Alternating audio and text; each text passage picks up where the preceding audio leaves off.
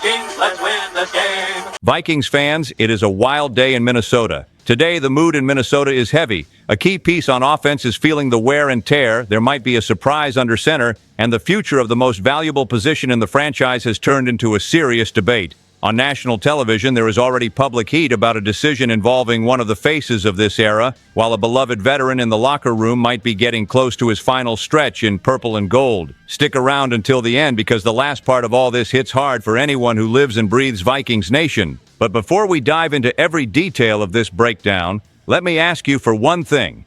Hit that subscribe button. It is free, and it helps this old guy right here who has been living Vikings football forever. While you are at it, drop a like, because that pushes the video out to even more people in purple and gold. And jump in the comments and tell me how you are feeling about this team. This space belongs to Vikings Nation. Let us start with what messes with a fan's head the most: quarterback. The position is back in that limbo that wears out anyone who has followed this team for decades. McCarthy has been rough, with only 6 touchdown passes, 10 interceptions, and a completion rate hovering around 54%. To make it worse, he went into the concussion protocol after that hit against the Packers. That is a lot to pile on a rookie. Now the door might open for Max Brosmer to make his first start as the guy right away in Seattle. Undrafted, rookie, hostile environment, elite defense on the other side. That is not exactly the dream scenario. Road noise, offense screaming to get lined up, communication breaking down fast. Just picturing his first snap there already gives you that knot in your stomach. But there is one angle almost nobody is weighing properly in this conversation. While McCarthy arrived surrounded by hype, big-time program, and savior narrative, Brosmer came in through the side door. He spent 6 years grinding in college. Long trips, smaller stadiums, simple locker rooms, multiple seasons as a starter, taking hits and adjusting his reads. That does not make headlines, but it builds calluses. At New Hampshire, he logged 35 games. He went past 8,700 passing yards, threw 70 touchdowns and 25 interceptions. Then he took the leap to Minnesota in the Big Ten. There, he completed more than 66% of his passes, right around 2,900 yards, 18 touchdowns, and only 6 interceptions. Not video game stuff, but the numbers of a guy who learned to take better care of the football over time. The detail that really jumps off the page is the number of dropbacks. He had 1,656 passing snaps in college. That is more than C.J. Stroud has as a pro, and it is more than double the 795 dropbacks McCarthy had at Michigan. From a distance, that might sound like random stat talk. For anyone who has watched a lot of quarterback projects fall apart, that hits different. To be honest with you all, I look at that difference in mileage, and I cannot pretend it is the same. Sure, the pressure at Michigan was another universe. But are 2 Brosmer dropbacks really worth less than 1 McCarthy dropback just because the stadium was smaller? Experience is still experience, even when the stands are not packed with purple faithful in purple and gold. The memory of San Francisco comes almost automatically. They went all in on Trey Lance with a tiny sample size. The guy who ended up carrying the load was Brock Purdy, with a ton of college ball under his belt. I'm not saying Brosmer is the new Purdy, relax. I am saying the script is not that far off when you put the numbers side by side. If he steps in against the Seahawks and shows calm in the pocket, good rhythm and quick reads without panicking in the noise, the whole conversation changes tone. First it turns into that quiet hallway comment, "It was just one game, let us not get carried away." If he stacks more steady outings, then it starts heating up in the locker room, at the bar, and in every group chat. And that is exactly where the spark for the future lives. The front office has already gone all in on McCarthy, but any solid performance from Brosmer just throws more fuel on the fire about who really owns this position. Keep that in mind because in the next story, there is another quarterback name circling the franchise's plans, and the temperature goes up even more. What makes this all even crazier is that, on top of the on-field doubt, there is a trade ghost hovering over the franchise.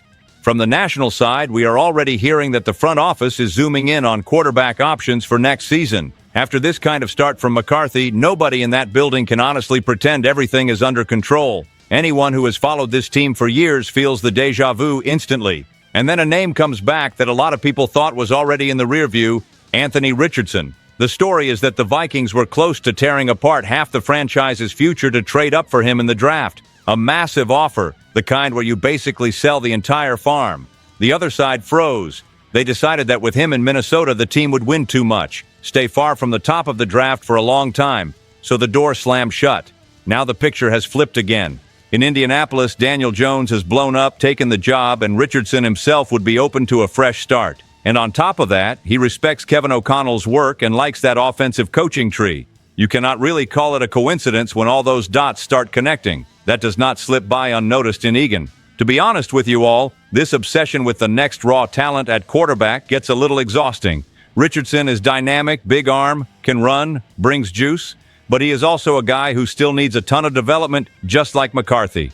Would you really put two major projects in the same room, fighting for snaps? Well, the offensive window with Jefferson, Addison, and Hockenson is wide open right now. That is a heavy bet for anyone who wants to see Defend the North actually working again by 2026.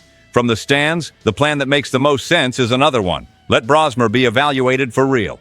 Keep trying to polish McCarthy, even with all the frustration of this start, and bring in a veteran who can run the offense, embrace the competition, but not block the growth of either one. A guy who can hold the team up if the young quarterback goes off the rails without needing to be a savior.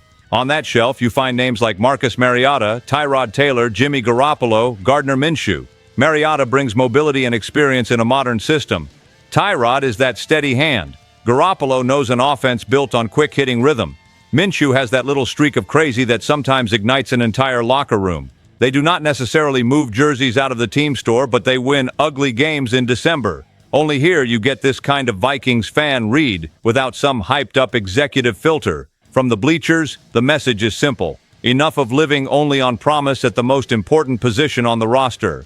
If a trade for Richardson happens, let it be at a fair price and with a clear plan, not another all-in in the dark. Drop a comment and tell me if you would be willing to give up premium draft capital for him, or if you prefer the path with a veteran holding things down. And buckle up, because if the debate is already this intense, next up is the take from one of the biggest names in American sports media saying the franchise is wasting the prime of a certain number 18. That is when the blood really starts boiling. There are moments when you turn on the TV and it feels like you just took a punch to the gut. Watching Stephen A. Smith stare into the camera and say he is disgusted with the Minnesota Vikings is exactly one of those moments. The man basically said on national television that he would not blame Justin Jefferson if he wanted out. That hits deep for anyone who has carried this team in their heart for decades. He put his finger right on the open wound. He said Kwesi and O'Connell made the decision together to let Sam Darnold walk. He admitted he understands the concern about a massive contract, but that with a player on Jefferson's level, you simply do not take away the productive quarterback and hand things to a totally unproven rookie. In his view, Minnesota chose to mess around with the prime of one of the best wide receivers this game has ever seen. To be honest with you all, it is impossible not to feel at least a sting of truth in that rant. Jefferson was on a historic pace, right around 100 yards per game in those first years. Now he has dropped into the 70s, and when you isolate only the games with McCarthy, the number falls even further. On the other side, Darnold is lighting it up in Seattle, leading a strong campaign and now facing exactly the team that let him go. It is brutal to watch, but there is another side of this story that show does not really dive into. The franchise's goal is not to pile up yardage for Jefferson, it is to win a Super Bowl. With Darnold here, the team had a magical 2024 run, but collapsed in the games that mattered most against the Lions and the Rams. He himself played way below the line when the pressure hit its peak. In that moment, most of the fan base bought into the idea of letting someone else pay the big check and taking a swing on a rookie, using that money to beef up the trenches. If we are being honest, Stephen A's criticism feels a lot more like a reaction to what went wrong after the fact than a cold look at what the reality was before the decision. Only here can we talk about it this way, with a real Vikings fan viewpoint. The plan made sense on paper. The problem is that the execution on the field was a disaster, and that is when everybody suddenly acts like the decision had been obviously wrong from day one. And in the middle of all that earthquake, Jefferson stays quiet, working, saying the right things in interviews, and swallowing the frustration. He wants to win. He wants to get the ball, but there has not been any real sign that he is thinking about asking out. Even so, when someone the size of Stephen A throws that scenario into the air, the pressure on the front office and on McCarthy himself jumps up a level.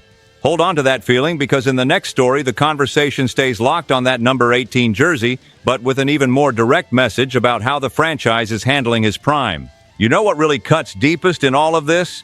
It is not just the national TV rant, it is the message aimed straight at Justin Jefferson. After that first explosion, Stephen A came back to the same point, saying the peak of that number 18 is being put at risk by total chaos at quarterback. And when a guy that big points a finger at the franchise, it spreads fast through the fan base and the locker room. This time, he broke the decision down piece by piece. He repeated that Kwesi and O'Connell agreed together to let Sam Darnold leave. He reminded everyone that Darnold was on a one-year deal, at a relatively low number, and that everyone knew it was going to get expensive after the good season. He said he understands the fear of locking the cap into a still-questioned quarterback, but that with a generational talent, you do not swap a productive quarterback for a rookie nobody knows can handle the heat. In his eyes, Minnesota chose to play with fire in the most dominant stretch of Jefferson's career. To be honest with you all, it is easy to understand that anger. You look at Jefferson's first years, and you are talking legacy. You put him next to Jerry Rice and Randy Moss, those kinds of legends. He came into the league as a yardage machine and started breaking records right away. Now you see a season where the numbers dip, the offense stalls, the defense spends way too much time on the field. Stack too many years like that, and you really do risk seeing some of the best seasons of his career turn into nothing but lost stats on an inconsistent team. It is hard to even say that out loud. What makes it all even more uncomfortable is how Jefferson talks about Darnold himself. Before the game against Seattle, he was asked and did not dodge it. He called the guy balling, said it is impossible not to notice when the number one wide receiver in the league is right there at the top of the stats. He said Darnold has been leading that team to wins. He admitted that playing up there is going to be tough, with a hostile environment and constant noise and a need for total focus. He said Minnesota has to lock in, execute in all three phases, and try to steal that win on the road. When your biggest star talks like that about a former quarterback who is now thriving in another locker room, that message echoes everywhere. The front office hears it, the locker room hears it, and anyone who lives Vikings football for real can feel that the rope just got tighter. If the offense keeps sputtering, those quotes turn into ammo in bar arguments and TV debates. They flood social media and every conversation among people who have been wearing purple and gold since they were kids. At some point, Vikings Nation is going to demand a stronger answer than a polished speech at a press conference. Drop a comment below and tell me if you think Jefferson should be more openly furious about all this, or if he is right to hold steady and trust the plan. And pay attention, because if the pressure around your main star is already at this level, next up, the conversation hits the heart of the fan base with a veteran symbol in purple and gold who might be saying goodbye in silence. Deep in the middle of this whole story, there is a name that hits a lot of people in Minnesota right in the chest: C.J. Ham. While everyone is arguing about quarterbacks, trades, and the future of the passing game, there is a veteran who has represented this identity of a tough, blue-collar team that fights for every yard as well as anyone. And it might be that his run in purple and gold is getting close to the end without the noise it deserves. Ham is the kind of player who does not always show up on screen, but he lives in the memory of anyone who has followed this team for a long time. He came in undrafted in 2016, chased a job coming out of a small school, Augustana, switched positions, became a fullback, embraced that thankless role of crashing into linebackers all game long to open lanes so others could shine. And even then, he turned into a Pro Bowler in 2019 and again in 2023. That is no small thing. The problem now is that the league has changed. About half the teams do not even carry a fullback on the roster anymore. San Francisco still makes a point of it because they have Kyle Juszczyk as a key piece. In Minnesota, the conversation is getting tougher. Ham has had a few games again with a high share of snaps, going over 30% in some weeks. But if you look at the full season, it is a lot of up and down, with games where he barely steps on the field. For anyone who tracks the Vikings closely, it feels almost like a final course correction. To be honest with you all, it hurts to think about it. The question that shows up is simple and brutal. Is it worth paying more than $4 million per year for a player who is already past 30, has missed several games with injuries, and plays a position the league's own systems are pushing aside? Even if he agreed to come back for less, is it really fair to keep a guy who will be 33 years old in 2026 with recent health issues just out of gratitude? That is where the fan side and the rational side collide. At the same time, you cannot pretend he does not matter in the locker room. Ham is one of those who holds the culture together. He sets the work example, helps the rookies, knows the playbook, accepts a smaller role without complaining. Vikings fans spread all over the place know you do not just find veterans like that on any corner. When that kind of player leaves, you do not just lose a blocker. You lose a piece of identity. If the franchise decides to follow the trend and go full-time without a fullback, that will probably be his last act here. Maybe there will be a quiet retirement, maybe another team will give him one more shot. But the biggest impact will land on the people who grew up watching this offense line up with that number 30 in front, clearing paths without asking for the spotlight. At some point, Vikings Nation is going to have to face the fact that some goodbyes to lunch pail players hurt just as much as a star walking out the door. And with that mix of gratitude, fear, and expectation, we step into the most reflective part of this whole breakdown. Look, after all that, it is obvious the Vikings are standing at a brutal crossroads. Quarterback in doubt, trade rumors knocking loudly, a superstar listening to national TV say his prime might be getting wasted, and a blue-collar cornerstone possibly giving a quiet final farewell. Either this franchise finally decides who it wants to be in the next few years, or it is going to replay the same old story with different jersey names. I am still believing, stubborn as ever, because this shield already feels like family. So talk to me. Hit the comments. This space belongs to everyone who lives Vikings Nation. Stay tuned. SKOL Vikings. Let's go.